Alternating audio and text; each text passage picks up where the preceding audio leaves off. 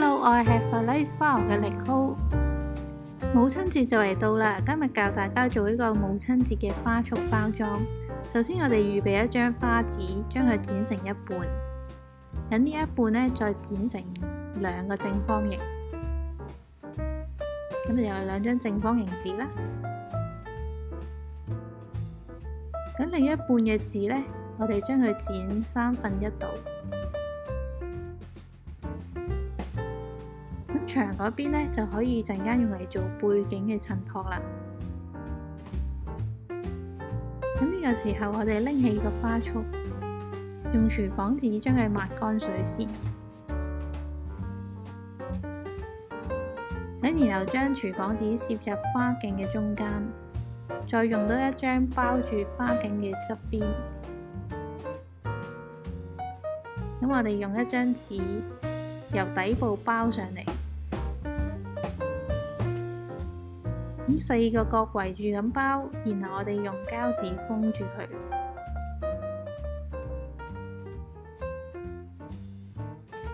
咁到完成之後，我哋先至喺花束入邊加水落去嘅。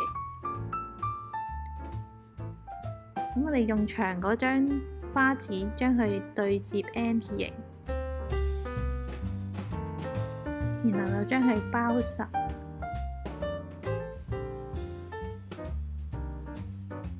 咁呢個時候，我哋可以用膠紙封一封佢，等佢唔會飛甩。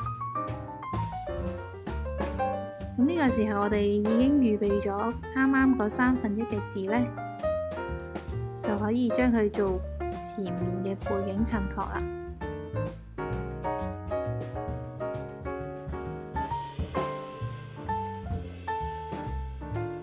咁同樣地用膠紙封一封佢。咁最後嗰張正方形紙呢，我哋將佢剪成2張，咁就變咗2張長方形紙啦。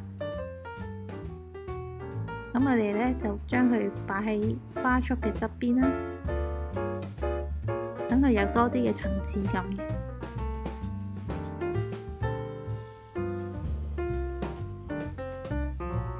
咁我哋執一執啲位之後呢，呢個花束差唔多完成啦。咁呢個時候，我哋用一條繩圍住佢，將佢紮實，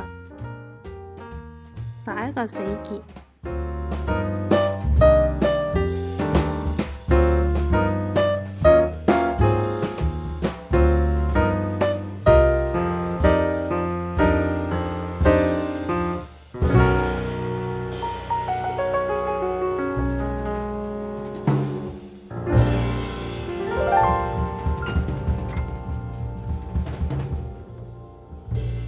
然後剪走多餘嘅繩之後呢，咁就可以用相間嘅絲帶將佢包住，去整一個蝴蝶結啦。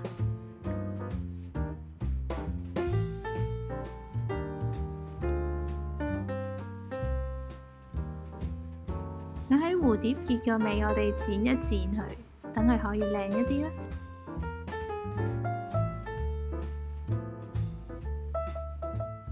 到最後呢，我哋用水壺喺花束入邊加水，咁佢呢就可以維持得耐啲啦。